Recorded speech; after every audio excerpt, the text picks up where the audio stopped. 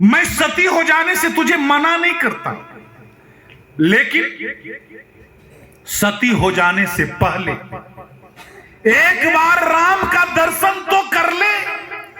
मैंने कहा था ना कि रावण भी राम का बड़ाई करेगा, शत्रु भी राम का बड़ाई करेगा। भावार्थ रामायण में एक नाथ जी का ये मैं चर्चा कर रहा हूं। रावण कहता है एक बार राम का दर्शन कर ले बेटी सुलोचना। तो सुलोचना कहती है आप मुझे अपने सबसे बड़े शत्रु राम के पास भेज रहे, यदि मेरे साथ अन्याय हुआ तो, क्योंकि सुलोचना अत्यंत सुंदरी थी। तो रावण कहता नहीं बेटी सुलोचना, राम जी की सभा में अन्याय नहीं। अरे जिस सभा में राम जैसा एक पत्नी व्रतधारी मर्यादा पुरुषोत्तम राम बैठे हो, जिस सभा में लखन जैसा जितेंद्रिय बैठा हो, जिस सभा में हनुमान जैसा बाल ब्रह्मचारी बैठा हो, उस सभा में किसी के साथ अन्याय नहीं हो सकता है बेटी। जाओ राम जी का दर्शन करो। गई सुलोचना राम जी के पास। विभीषण ने बतलाया राम जी को कि मेघनाथ की पत्नी सुलोचना है। तो राम जी को वो प्रणाम करते, राम जी आशीर्वाद दिए और वो कहती है कि मुझे मेरे पति का सिर लौटा दीजिए, मुझे सती हो जाना है, मैं अपने पति का सिर लेने के लिए आपके पास आए हूं। तो राम जी कहते हो बेटी सुलोचना, यदि तू कहे तो मैं तेरे पति मेघनाथ को ही जीवित कर दूं।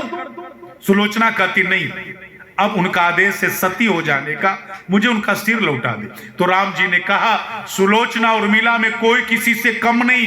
तो सुग्रीव ने कहा कैसे सुलोचना हार गई? राम जी ने कहा इसलिए सुलोचना हार गई क्योंकि सुलोचना का पति मेघनाथ ने उस रावण का साथ दिया जो पर स्त्री में कुभाव रखता था, और उर्मिला का पति लखन ने उस राम का साथ दिया जो पर स्त्री में मातृभाव रखता था। इसीलिए उर्मिला जीत गई और सुलोचना का पति हार गया।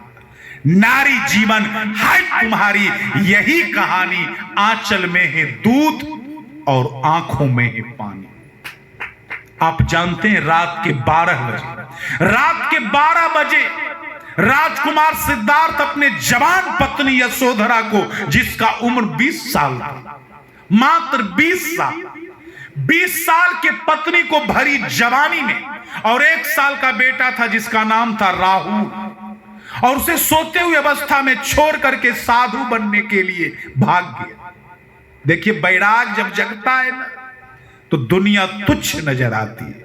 20 साल की अवस्था में पत्नी को छोड़ देना, 1 साल के बेटे को छोड़ के भाग जा, अर्धरात्रि में 12 बजे जब बैराग जगा ना, जब बैराग ने आवाज दिया तो चल दिया राजकुमार सिद्धार्थ राज को छोड़ करके साधु बनने के लिए। और 20 वर्षों के बाद बुद्धत्व की प्राप्ति हुई तो अपने गांव पहुंचा कथा कहने के लिए। अपने गांव कथा कहने के लिए आप इधर कीजिए, कोई खोजता तो खोजने दीजिए, मैं सब एडजस्ट कर लूंगा, ठीक ना। 20 साल के बाद गांव कथा कहने के लिए पहुंचे तो गांव की महिलाएं जाती है कथा सुनने के लिए। अपने गांव में प्रवचन करने के लिए आए गौतम बुद्ध, जो कभी राजा हुआ करते थे वो साधु बन करके लौटे।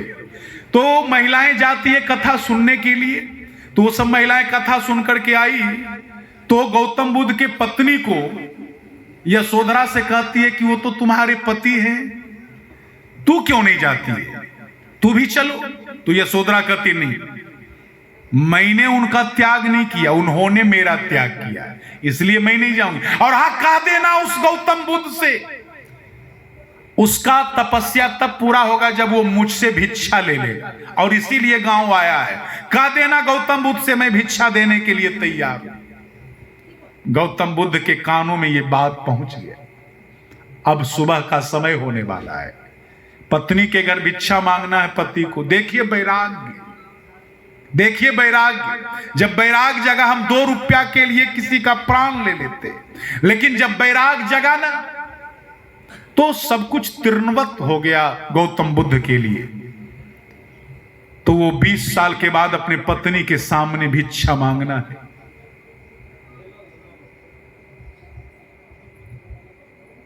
भिक्षा मांगने के लिए पहुंच गए। सुबह का समय, दरवाजे पर आकर के बोलते हैं, भिक्षाम देहि, भिक्षाम देहि, भिक्षाम देहि।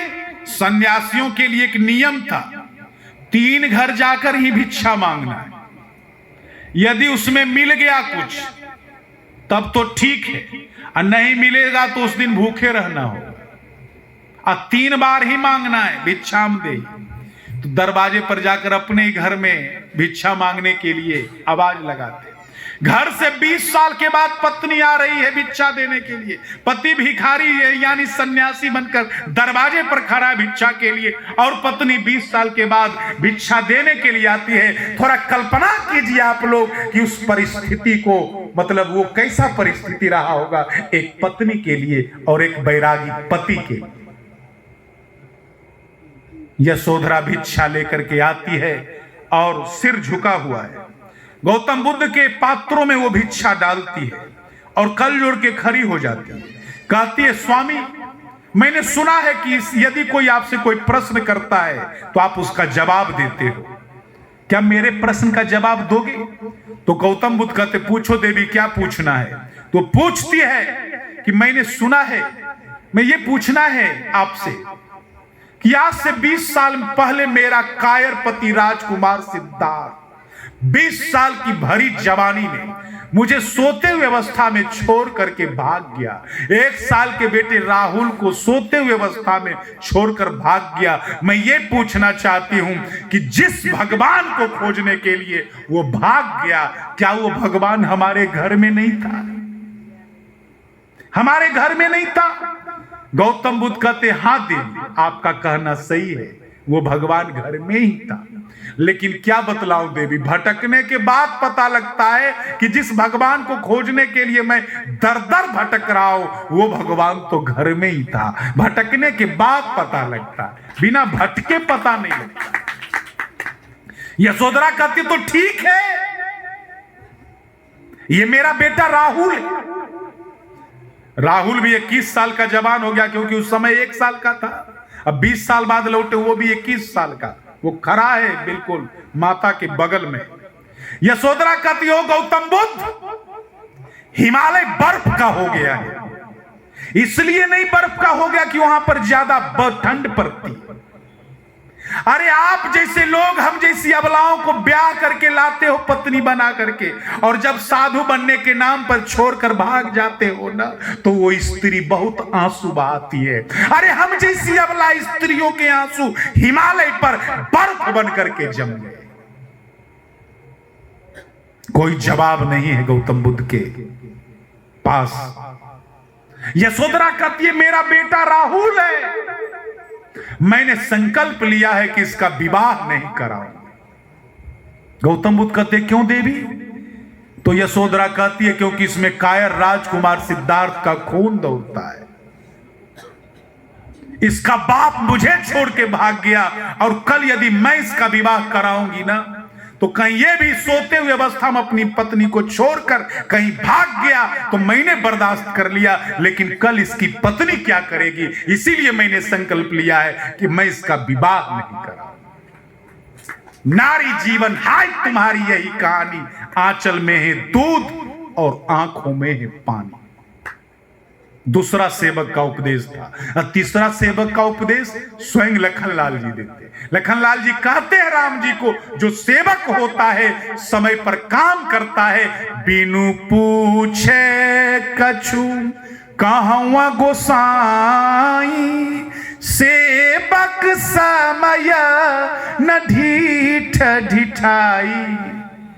तो लखनलाल जी का आरोप है राम जी के पास कि आप भगवान हैं लेकिन अच्छे भगवान नहीं। यह आरोप था लखनलाल जी का। क्योंकि इसलिए आरोप था क्योंकि लखनलाल जी का कहना था कि आप इतने सीधे हैं ना भैया, सबको एक नजर से देखते हैं, सबको एक भाव से देख लेते हैं। नाथ सुहृद सूठी सरल चित, शील स्नेह निधान, सब पर प्रीति प्रतीति लीजिए, जानिए आप